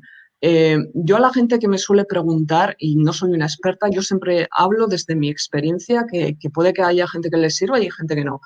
Una de las cosas más difíciles a las que yo me he enfrentado y cuesta mucho y es muy duro es ir a un taller de fotografía o a una clase de fotografía y enseñar tu trabajo, porque sientes casi como que te desnudas delante de los demás. Entonces, si ese trabajo recibe críticas, es muy doloroso y es muy incómodo y saber recibir críticas es muy importante y a todos nos cuesta mucho, ¿eh? Al principio es muy complicado, pero la crítica es la que realmente te va a hacer replantearte tu trabajo, ponerte en cuestión lo que estás haciendo, plantearte otras opciones. No quiere decir que todos los que critiquen tu trabajo tengan razón, ¿eh? Pero sí que es muy buen ejercicio ponerte en el lugar de la persona que te critica para ver tu trabajo con cierta distancia, que eso es lo que nos cuesta muchas veces. Y luego enseñar tu trabajo a diferentes personas que tengan criterio, obviamente. No, si se lo enseñas, como me decía un amigo, yo si se las enseño a mi madre, todo es maravilloso, ¿no? Pero, y ver si esas críticas de 4, 5, 6 personas tienen algo en común, replantearte eso, ¿no? Porque si 5 o 6 personas diferentes han visto algo o coinciden en una crítica, puede que tengan parte de razón, ¿no? Entonces, una buena crítica, yo siempre digo una crítica constructiva, ¿eh? Una buena crítica constructiva, razonada, bien, hecha con implicación de la persona que está mirando tus fotos, es la crítica que te va a llevar a crecer como fotógrafo. Lo demás, la gente que siempre te dice que está bien, que bueno, que es chulo, que tal, no sé qué, la gente que se ha movido en esos círculos, porque es muy bonito enseñar tus fotos y te digan, joder, Leire, qué fotones, qué guay, qué no sé qué, pero la gente que se mueve solo en ese círculo de autocomplacencia basada en las opiniones de los demás, al final es gente que llevan 5, 7, 11 años haciendo exactamente las mismas fotos, que igual estás cómodo y es lo que tú quieres, ¿eh? Yo eso no lo estoy criticando, pero si realmente tienes un compromiso con tu fotografía, con tu voz y quieres aprender y quieres avanzar y quieres evolucionar como fotógrafo, tienes que desnudarte en ese sentido, mostrar tus fotos, ser abierto a las críticas y aprender. O sea, no tomártelo como algo personal. Cuando te digan, hay críticas que son muy duras y son muy, muy difíciles ostras, de digerir, ¿eh? Pero de esas críticas, o sea, luego sean justas o no, si solo por lo menos te hacen replantearte un poquito las cosas que tú casi estás cogiendo como si fueran dogmas de fe, yo creo que ese ya es un paso adelante por el que puedes seguir avanzando en tu fotografía si eso es lo que quieres, ¿eh? Mm. Depende de los objetivos que te... Y me acabo de marcar un speech, por favor. No, no, muy bien, una reflexión muy interesante. Bueno, Paco Pimienta te manda un beso, te dice que eres un amor. Y yo te iba a comentar que Paco también fotografía gatetes, como este, Sí, lo que pasa es que lo sí. hace con una visión muy personal, ¿no? Este además creo que dijo que lo hizo en un taller que asistió con un fotógrafo que a mí me encanta, que es Michael Ackerman, que también es un poco de este estilo.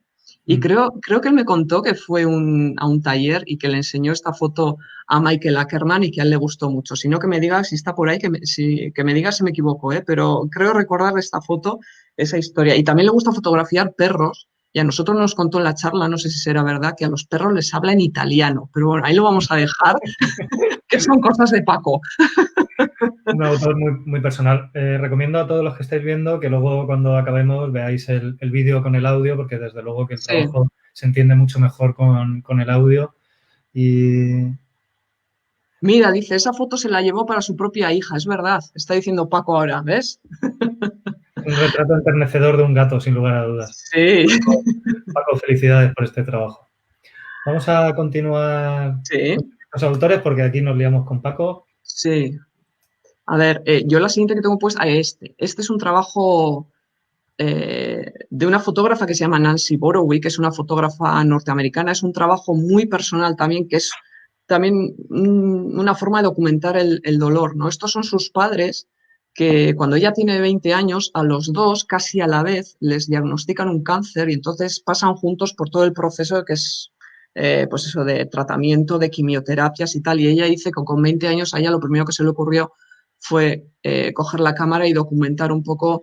Ahí va, ahí hay una que no se ve. Bueno, el proceso por el que estaban viviendo sus padres. Esto cristaliza en un trabajo que se llama Family Imprint, hay un huella familiar, hay un libro en el que se recogen estas fotos, pero es curioso este trabajo porque al principio dices, joder, fíjate, una retratando a sus padres cuando están pasando por el cáncer, que al final ellos mueren además con una diferencia creo que de 13 meses, y te esperas un trabajo que habla de cáncer y muerte, que sí, pero sobre todo habla de familia y amor. Es curioso porque es un trabajo como positivo. Yo le noto cierto, eh, un cierto toque positivo, ¿no? Ella lo documenta todo, documenta el día a día de sus padres, los momentos buenos, los malos, los bajones, el hospital. Son fotos, como he dicho, que están llenas de vida y esperanza y es un poco al final, esta foto creo que es la del final del trabajo, a mí me parece muy, muy evocadora también en ese sentido.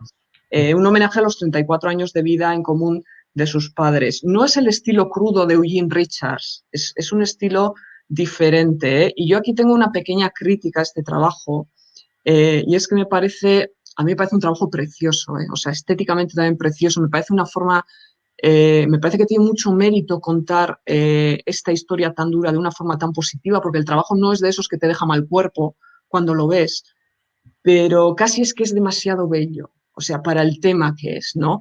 Yo creo que ella aquí se ve, ella es una fotógrafa que luego trabaja, es fotógrafa profesional y trabaja temas sociales, también de enfermedad, o sea, que ha ido tirando por aquí. No es que fuera un trabajo puntual de una fotógrafa que tiene un estilo totalmente diferente y unos temas de interés totalmente diferentes, ¿no? Pero yo creo que es un ejemplo también de trabajo de una persona, yo creo, es igual excesivamente mediatizada por ser miembro de esa familia, por querer mostrar o querer tener un recuerdo positivo de una experiencia durísima. Y yo creo que eso es lo que marca un poco este trabajo documental, que es fácil de ver gracias a eso, a que ella lo ha atenuado un poco, ¿no? No hay la dureza de Eugene Richards, por ejemplo, ¿no? Y esa es mi pequeña crítica a este trabajo, que me parece que tiene unas fotos maravillosas, ¿eh? Pero, pero oye, no voy a estar siempre echando flores, ¿no? A veces me dice, joder, Leire, que nunca dices nada malo, pero me parece que a veces peca un poco de buenismo en ese sentido y que a ella le ha podido un poco el ser, al final, el estar fotografiando a sus padres, ¿no? Y en una situación, no lo olvidemos, durísima, que encima acaba mal porque acaban muriendo los dos, ¿no?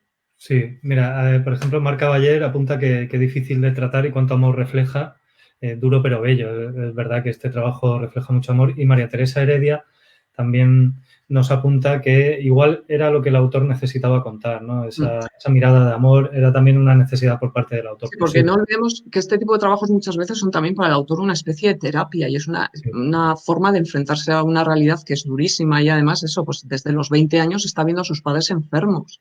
O sea que yo no estoy diciendo que lo que tiene que hacer ella es meterse a hacer fotos tremendas, ni duras, ni impactantes, ¿no? Pero sí que cuando ves el trabajo, sí que al final yo creo que te queda más la belleza del trabajo que la dureza de la historia, ¿no? sí. A veces lo que gana en belleza lo pierde un poco en dureza es una situación durísima, ¿no? La de los dos, que también tiene su parte positiva, ¿no? El que quiere, bueno, decir que, bueno, que el cáncer también, bueno, pues tiene estos momentos, ¿no? Por ejemplo, que no es todo tremendismo, ni hospital, ni historias, pero bueno, yo creo que eso a ella le pudo un poco y a veces este trabajo para ser documental cogea un poco de ese pie, ¿no? Siendo un trabajo estupendo, Sí, sí, maravilloso. sin lugar a dudas. Yo he de decir que no lo conocía, ¿eh? Uh-huh. Este trabajo no. Ahora pasamos a otra fotógrafa que también documenta un duelo personal a través de un viaje por Dakota del Sur. Esta fotógrafa es Rebecca Norris, que cuando se habla de Rebecca Norris siempre se dice que es la mujer de Alex Webb, ¿no? Y yo creo que es un poco reflejo también de lo que pasa con su obra, porque yo creo que como trabaja mucho con su marido y hace muchos libros los dos juntos, ella la mayoría gran parte de su trabajo lo ha publicado junto a Alex Webb y yo creo que su trabajo ha quedado ahí un poco invisibilizado, ¿no? Por la figura de Alex Webb. Rebecca Norris era poeta y se nota en sus fotos, porque son fotos muy poéticas. Ella estaba haciendo este trabajo que se llama My Dakota, es el trabajo que hace a raíz de la repentina muerte de su hermano por una afección del corazón, creo recordar. Pero antes de empezar a fotografiar este duelo, por así decirlo, ella en el año 2005 estaba ya recorriendo Dakota del Sur, que es el estado donde ella nació y se crió, porque ella quería ofrecer una visión intimista sobre lo que significaba o sea, nacer y crecer en Dakota para la propia gente de la tierra, ¿no? Y resulta que cuando está haciendo este trabajo, al de un año, su hermano muere repentinamente y entonces ella dice que su reacción es coger el coche y viajar por Dakota y por esos paisajes de su infancia y su juventud con la cámara, muchas noches de hotel, muchos kilómetros al volante y este trabajo es el duelo, entre comillas, de Rebecca Norris por su hermano, ¿no? Yo creo que sus fotos tienen mucho de poesía. El libro también yo lo tengo por aquí.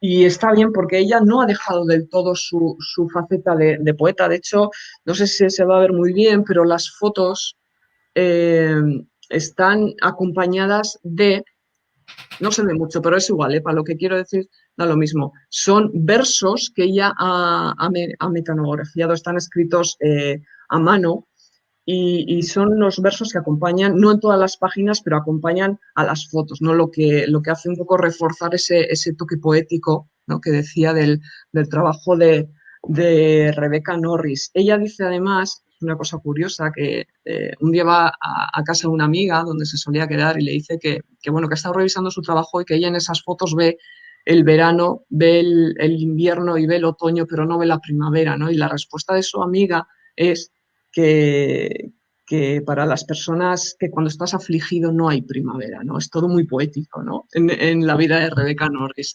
Aquí hay continuas referencias al viaje, se ve el retrovisor del coche, se ve la puerta del coche, y esto es un viaje físico también, es un viaje emocional, y como estamos viendo, la fotografía está siempre muy ligada a ese concepto de viaje bueno, esta es la última fotografía del libro, ¿no? Que es ya cuando es como una despedida de su hermano, ese no es su hermano, pero es como una despedida de su hermano y a mí me parece que es un libro precioso porque es muy sutil, trabaja muy bien los paisajes y me parece que a la gente que le interesa un poco la fotografía más de tipo poético, yo creo que el libro de Rebecca Norris, que se llama My Dakota, es un buenísimo ejemplo de lo que es evocar, porque es que todas las fotografías evocan, todos son pequeñas metáforas, ¿no? De la vida, de la pérdida, del dolor, de la búsqueda.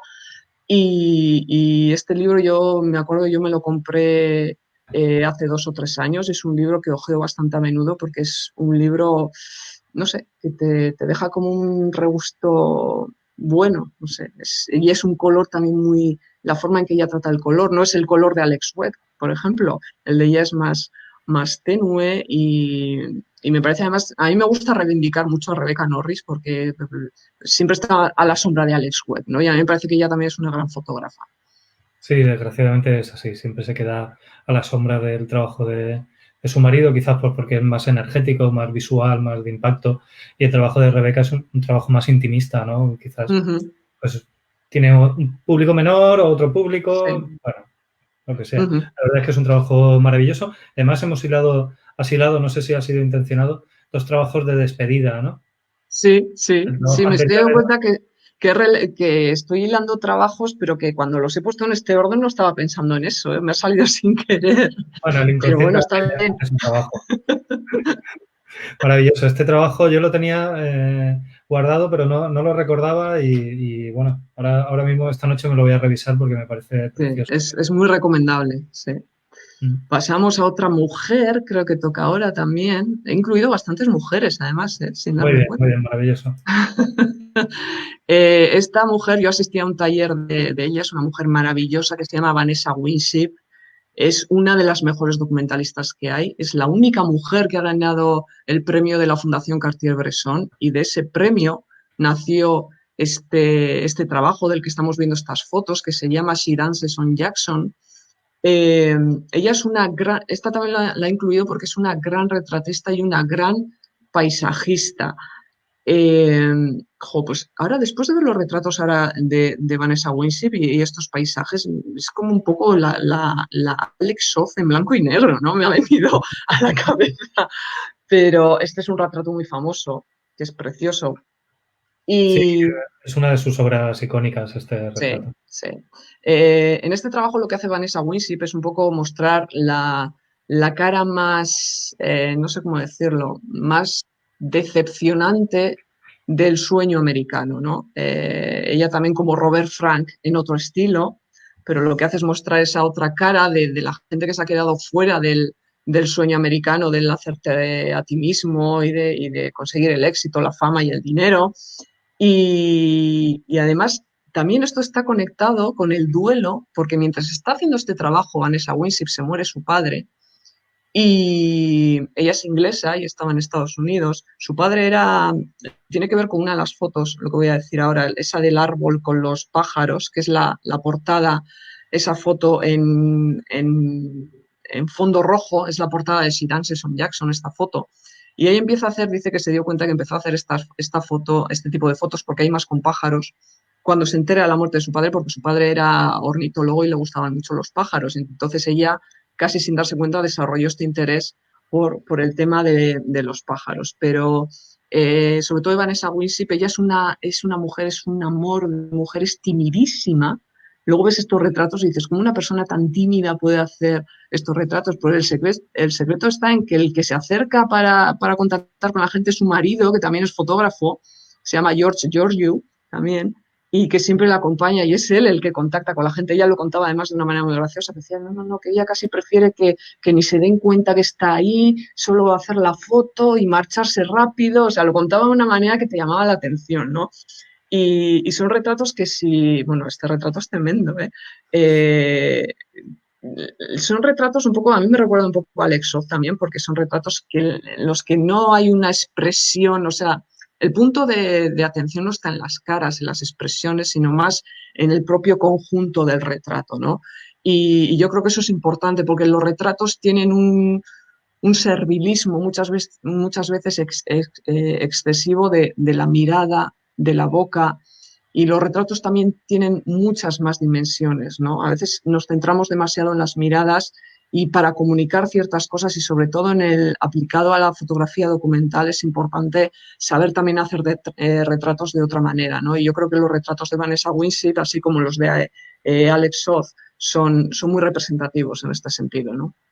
Claro, yo creo que tienen en común esa importancia que le dan a la postura, al símbolo del cuerpo, a los gestos. A veces un hombro caído cuenta más que si hiciéramos un primer plano, ¿no? Entonces, y luego también la forma de poner a los sujetos, que es muy de origen americano, plantados ahí, donde el Sí. fotógrafo parece estar ausente y da todo el protagonismo a los fotografiados, ¿no?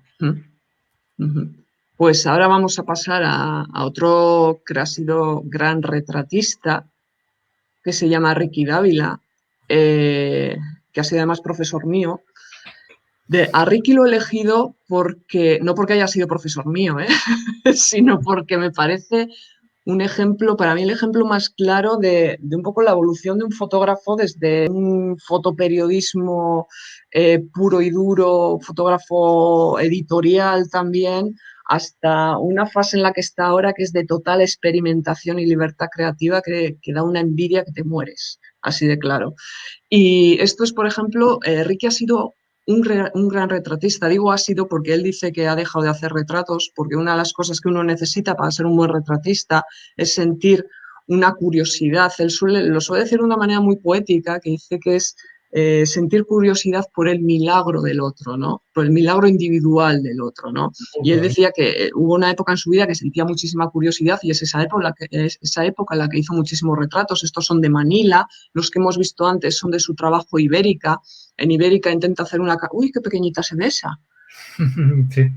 Vaya, pues es una foto preciosa, qué pena. Pues en Ibérica lo que hace es intentar hacer una cartografía de la península a través de los rostros de la gente. También no solo son retratos, también incluye fotografías de paisajes, ¿no? Y luego hace Manila, que lo hace en varios viajes, que le acompaña, uy, eso también qué pequeñita se ve, que le Sí, acompaña este señor, que me imagino que le conoceréis, que es sí, muy amigo lo de tuvimos Ricky aquí Dávila. en mixtos hace ya unos años, sí, en un par de Sí, ocasiones. es Alberto García Alix, son amigos íntimos y creo que en más de un viaje a Manila le acompañó. Y a mí me parece, este es un poco la etapa retratista y más puramente documental de Ricky Dávila.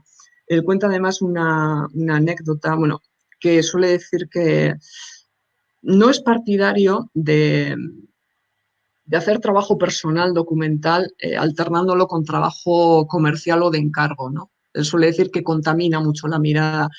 Paco Pimienta estuvo en una conferencia con Ricky Dávila y Paco Pimienta levantó la mano cuando Ricky Dávila dijo eso y le dijo que le iba a demostrar que eso no era verdad. Y de hecho, si Fiji está hecho mientras en los espacios o en los cortos periodos de tiempo, en esos momentos robados al trabajo de fotoperiodista, ¿no? Y de hecho, mira, Paco se lo demostró, pero Ricky dice que él se dio cuenta que en una época en la que hacía, por ejemplo, fotos para portadas de grupos como Siniestro Total, que luego iba a fotografiar a los presos de una cárcel colombiana y se daba cuenta de que les estaba haciendo posar como si fueran Siniestro Total, ¿no?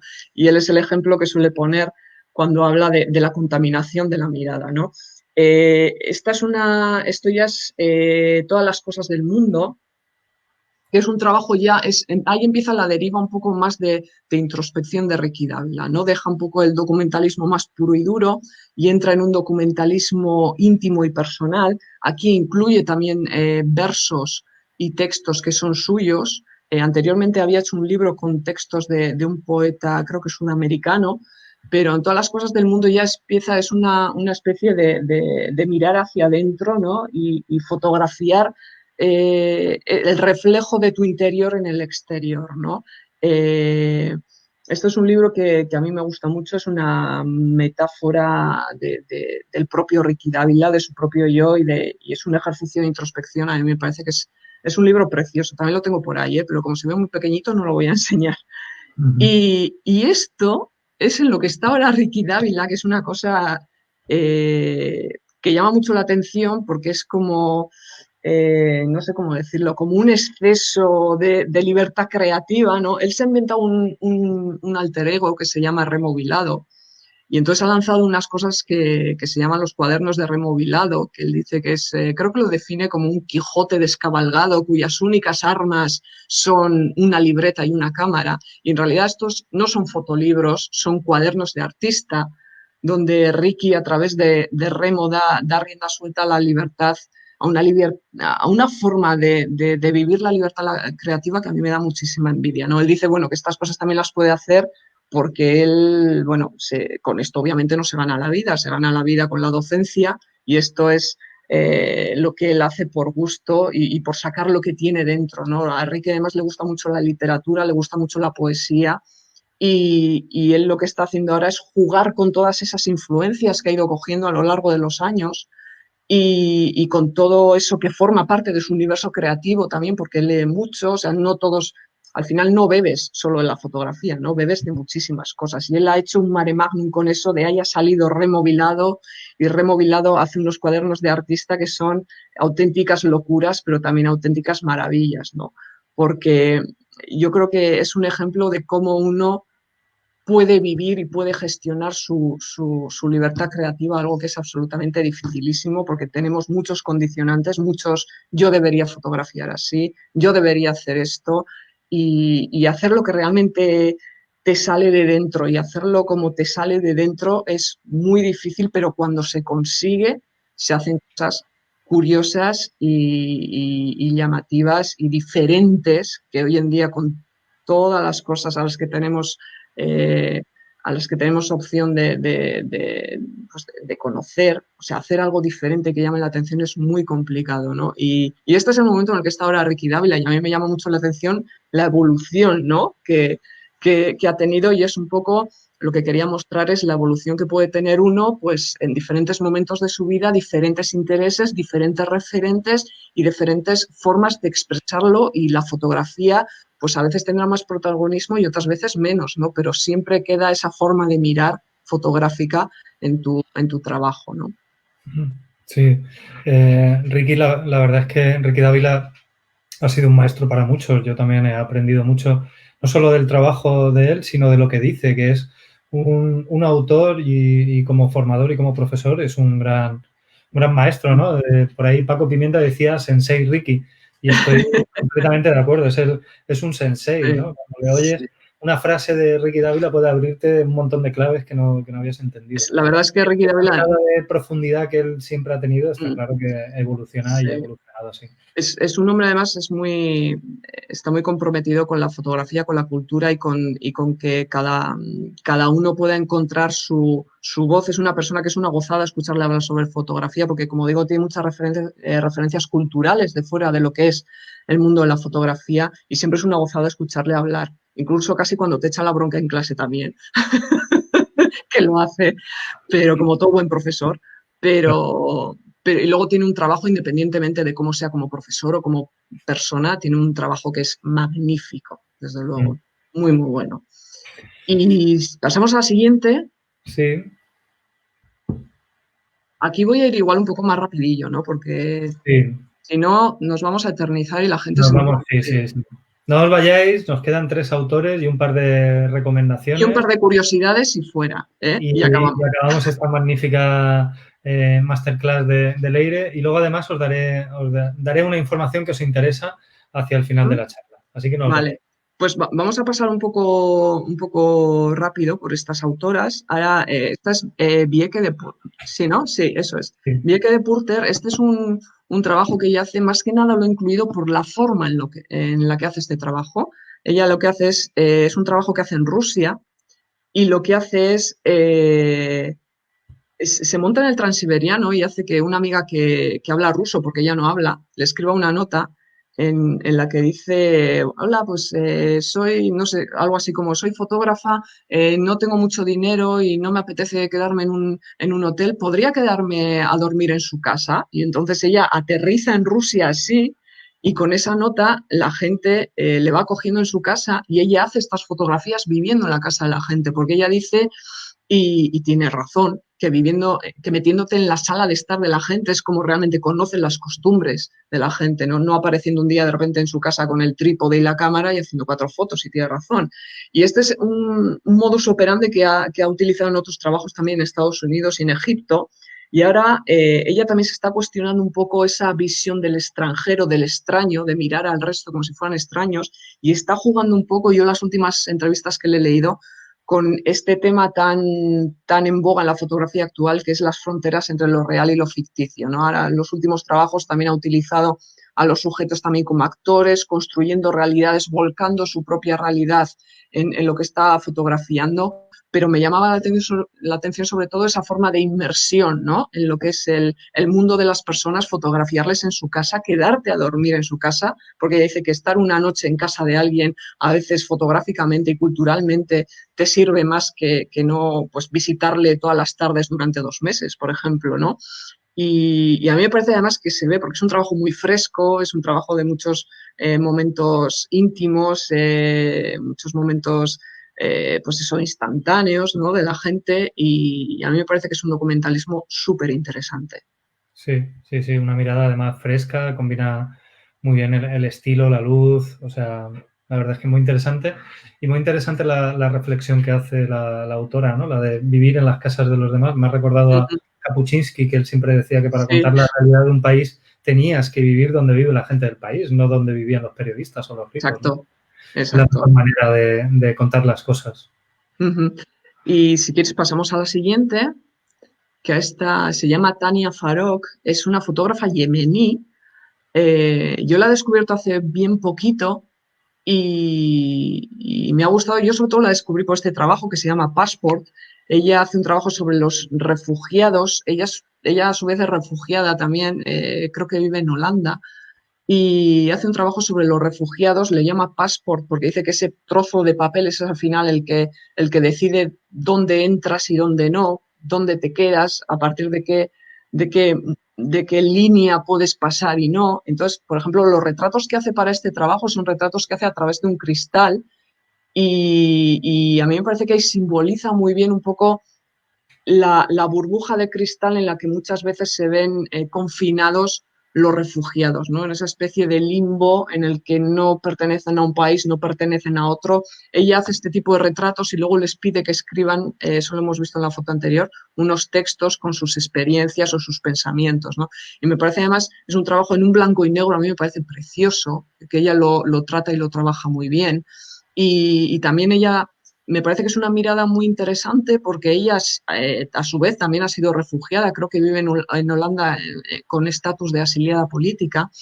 Y, y también como parte de ese grupo, pero como también una persona que se ha integrado en la sociedad en la que ha sido acogida, ¿no? Entonces me parece que tiene esa doble vertiente, y aparte de ser mujer y ser yemení, que te llama mucho la atención, ella además lo que le interesa es la fotografía de calle. Imaginaos una mujer en Yemen haciendo fotografía de calle. Ella decía además que entrevista que, claro, los primeros días o las primeras semanas iba más pendiente de cuál era la reacción de la gente que le veía en la calle con la cámara y como intentando prever pues, si alguien la agredía o le hacía algo que más pendiente que las fotos. Y luego ya cuando fue cogiendo un poco confianza es cuando empezó ya a componer, ¿no? Pero a ella además le gusta mucho la fotografía de calle. Tiene este trabajo y luego tiene otro en color, que es el que vamos a ver ahora, que es de, creo que se llama Women Like Us, Mujeres como Nosotras, es de mujeres yemeníes, de 15 mujeres yemeníes ella lo que muestra es cómo viven en un contexto de guerra, pero sin fotografiar la guerra, ¿no?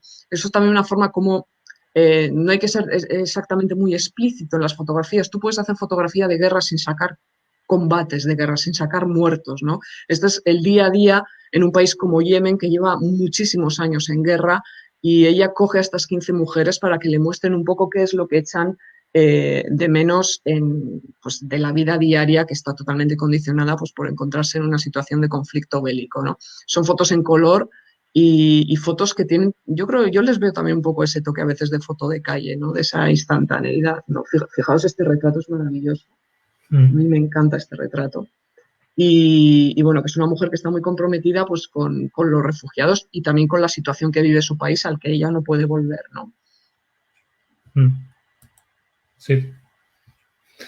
Otra autora que me has descubierto, ya te lo he dicho esta mañana, me ha encantado este trabajo, especialmente el de blanco y negro, me parece que ahí brilla todavía con más sello personal. A mí me gusta más este también, ¿eh? Sí, aunque como tú decías, domina muy bien los dos lenguajes, ¿no? El color y el blanco y negro. Pero en blanco y negro tiene esa poética que es maravillosa, ¿no? Así que muchas gracias por traernos estos de nada. autores. Y ahora vamos también bastante rapidito. Hay una fotógrafa, es María Magdalena Arreillaga, se llama esta fotógrafa.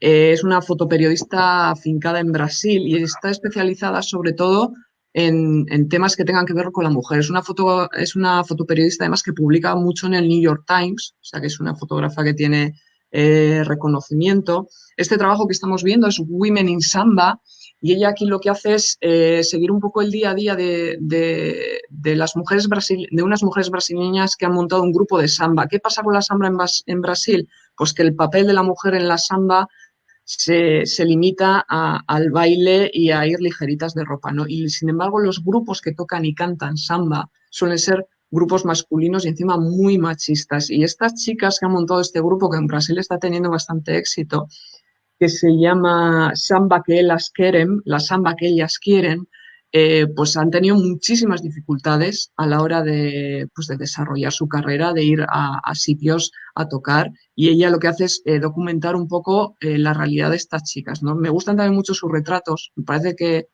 que juega muy bien con las posturas de los sujetos y también con los fondos y los colores, ¿no?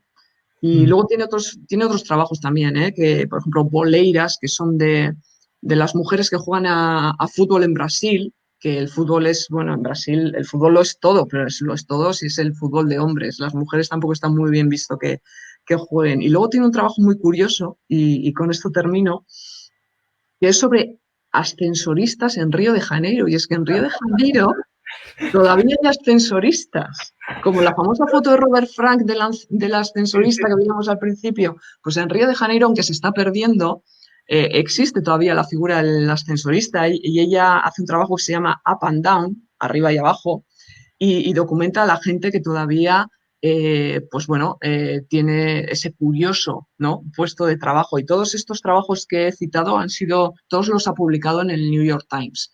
O sea que es una fotógrafa bueno, que yo creo que merece mucho la pena seguir. Sí, sí, sin Pasamos duda. a las siguientes, si quieres. Bueno, y estos dos ya son los dos últimos que voy a citar ahora.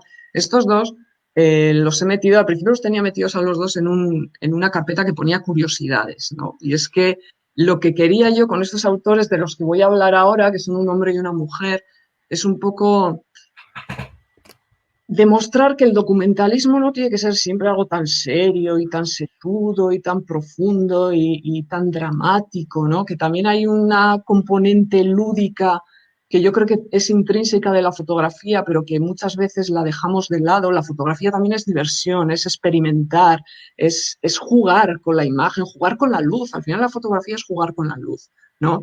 Incluso cuando estás haciendo cosas serias, ¿no?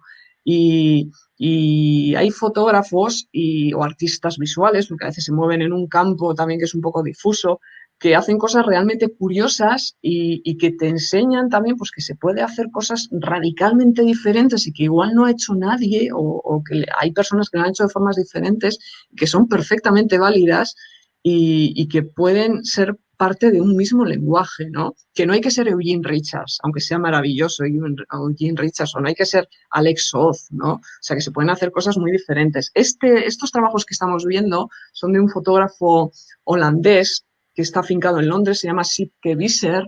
Tiene, sobre todo, me interesan tres trabajos. Este primero se llama Return to Sender, que es devolver al remitente. Él lo que hace es buscar en Google Maps direcciones al azar de Estados Unidos e Inglaterra, y a esas direcciones manda una carta manuscrita con una foto tomada por él y adjunta un sobre y un sello con su propia dirección para que le respondan, y les pide, por favor, en ese texto se presenta y les pide que le manden una foto que hayan hecho ellos y un texto que pueden ser cualquier cosa, contarles, que le cuenten su día a día o una idea que le ronde la cabeza o lo que les ha pasado esa mañana. Y entonces, con todo eso que recibe, él hace un fotolibro que es maravilloso porque es una forma de documentar un poco pues las personas que viven en la sociedad, o sea, con una cosa tan sencilla como una fotografía tomada al azar, y con un texto con sus propios pensamientos, ¿no? Y a mí me parece que es un libro, yo creo que me lo acabaré comprando porque no me lo he comprado, pero me crea mucha curiosidad leerlo, ¿no? Sobre todo las respuestas.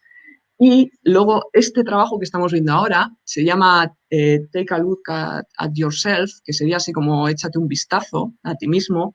Y esto es, él dice que es una respuesta a esta cultura de los selfies, de hacerse selfies con el teléfono continuamente. Y él lo que hace es sale con una cámara vieja de carrete a la calle y hace retratos a la gente y luego les pide sus direcciones, tiene como una especie de fijación con enviar cartas, les envía, cuando revela las fotos, les envía los retratos y les pide por favor que se tomen un tiempo para mirar ese retrato y que escriban lo que les sugiere ese retrato o lo que les ha traído a la cabeza y que se lo devuelvan, ¿no? Y en una entrevista le preguntaban a ver cuánta gente le habían devuelto el retrato y él decía que sí, que la gente al final es mucho mejor de lo que uno se piensa, que siempre estamos pensando mal de la gente, que de 100 personas, 96 le habían devuelto los retratos con sus textos bien escritos y de ahí nace, fijaos qué forma tan curiosa también de hacer un proyecto, ¿no? Y el siguiente es todavía más loco. Esto es un trozo de madera quemado que él ve un día que va caminando por la calle y resulta que se había quemado un garaje y en ese garaje había un trozo de madera que obviamente también se había quemado y se queda con la imagen de ese trozo de madera que no se puede sacar de la cabeza y entonces le engaña a un amigo y van y lo roban, ¿no? Y entonces él lo lleva a su estudio y lo que hace es sacarle fotos de medio y gran formato todo el rato, que son estas fotos que estamos viendo ahora, y ahí lo que está trabajando al final son las formas, las texturas. Es un trabajo muy conceptual, ¿no? Pero fijaos de qué manera, ¿no? Alguien puede, pues eso, experimentando, jugando con la imagen, con la cámara, con la luz, con las formas, cómo puede al final alguien construir un trabajo. No hace falta hacer un libro con esto. Pues, igual haces una serie de 7 fotos que es maravillosa, ¿no? Y ahí tienes un trabajo estupendo, ¿no? Y por eso también os he traído este trabajo, pues, para que veáis con qué ideas peregrinas a veces se pueden hacer trabajos fotográficos, ¿no? Y luego el siguiente ya, la última autora, que aunque se llama Nigel, yo pensaba que era un nombre de chico, pero es una chica, es una mujer, se llama Nigel Poor. Yo os recomiendo, si os interesan las cosas curiosas, los trabajos fotográficos, un poco también como los anteriores que hemos visto, que visitéis la web de Nigel Poor, porque tiene unos trabajos que yo os hubiera hablado de todos, pero son curiosísimos. Ella es una artista visual y en ella la fotografía, yo creo que curiosamente recupera su función documental de pleno, porque ella lo que hace es manipular un montón de cosas y luego usa la fotografía para documentar el resultado de ese proceso artístico, ¿no? Esto que estamos viendo es un trabajo que se llama Washed Books, libros lavados, y ella lo que hace es elige 9 libros que han estado defenestrados, por así decirlo, en el momento de su publicación, pues por considerarse sucios o impropios, y por eso, por el tema de sucios, ella lo que hace es coger estos libros, los mete en la lavadora, los lava varias veces. Claro, de ahí sale una pasta, dice que algunas las ediciones que son mejores aguantan mejor, pero las que son más de bolsillo y de andar por casa, pues salen más pasta, más masa, y luego para no dejarse nada en el tintero les añade lo que se ha quedado en el filtro de la lavadora, incluso son a veces pelos de ella y de su ropa, y salen estas especies de pastas, ¿no?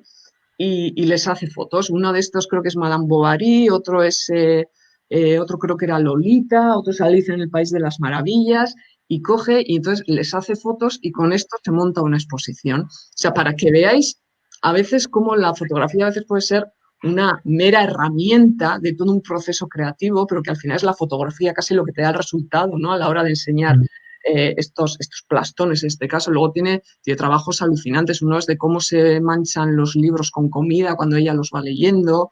O luego tiene otro también que es de, bueno, coge, creo que son 267 moscas, las fotografía una a una y las pone en como en unas cartulinas así redonditas, y luego en toda la exposición lo que hace es pegar esas moscas por todas las paredes de la galería. O sea, tiene cosas realmente curiosísimas, ¿no? Y luego tiene un trabajo también muy bonito que está hecho en una prisión en Estados Unidos, que es que ella, creo que también, como hablábamos en el caso de Berta, va allí a enseñar fotografía y aprovecha para enseñarles fotos de fotógrafos famosos a los presos a los que enseña, y les pide que en los márgenes de esas fotos, o en la parte de atrás, escriban lo que les sugieren esas fotos. Y, o sea, es una mujer que tiene una imaginación tremenda, es muy intuitiva, es muy creativa y hace cosas muy originales. O sea, que su web está llena de sorpresas de estas, y a mí me parece también pues una forma de enseñar cómo se puede jugar con la fotografía, cómo se puede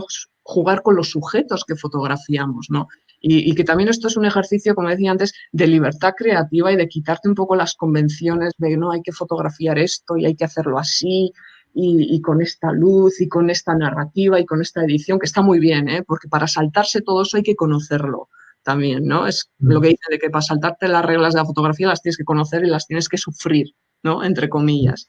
Y bueno, y estos dos últimos autores os los he traído un poco pues para demostrar eso, ¿no? Que la fotografía también puede ser divertida, que se le pueden quitar a veces todos esos pesos que lleva en la mochila, ¿no? Y que uno se puede divertir y que puede experimentar con la cámara en la mano y que se lo puede pasar bien y que puede hacer este tipo de cosas, y que a veces incluso puede que te llamen del Guggenheim y que te lo cuelguen en una pared. Que no perdáis la esperanza, aunque os parezca que hacéis cosas rarísimas, ¿eh? Sí, lo importante es tener una visión personal sobre el mundo que nos rodea y obligarnos a reflexionar, que es lo que hacen todos estos autores, ¿no? Estos dos últimos autores y toda la lista de autores que hemos estado revisando la hemos estado colgando en el perfil en el chat de Facebook, un poco para que la gente que está ahí pues pueda luego visitar las webs e investigar más en el trabajo, pero me comentabas, Leire, que el siguiente post que vas a publicar en tu blog, Cartier-Bresson no es un reloj, es precisamente esta selección de autores, ¿no? Estás haciendo spoiler. Ay, perdón. No, no pasa nada, no pasa nada, es una broma, no. Sí, te comentaba que, bueno, que esta semana no voy a publicar nada, porque, claro, como he estado preparando esto, no me la voy a tomar así un poco de asueto, y que estaba pensando de cara a la semana que viene ya. Yo siempre le estoy dando vueltas a ver a qué publicar, qué publicar. Y ojo, pues igual aprovechando pues el trabajo que he hecho para preparar esto, ojo, me parece que yo también he ido descubriendo, ya aquí hay autores que yo no conocía, ¿eh?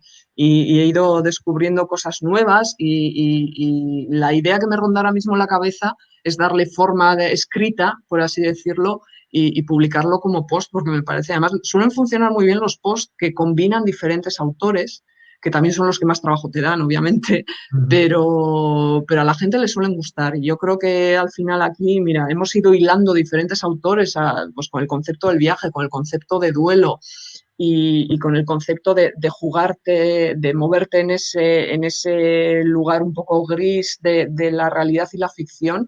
Y yo creo que al final esos son un poco los caminos que marca la fotografía, ¿no? Hoy en día también, y que muchos trabajos se mueven en esos parámetros, ¿no? Entonces, yo creo que puede quedar una cosa chula. Ya veremos la semana que viene a ver qué forma le doy. Sí, así que todos la semana que viene pendientes de ese artículo que va a escribir Leire en su blog. Antes de irnos, Alberto Aliaga, un saludo, compañero, ¿Mm?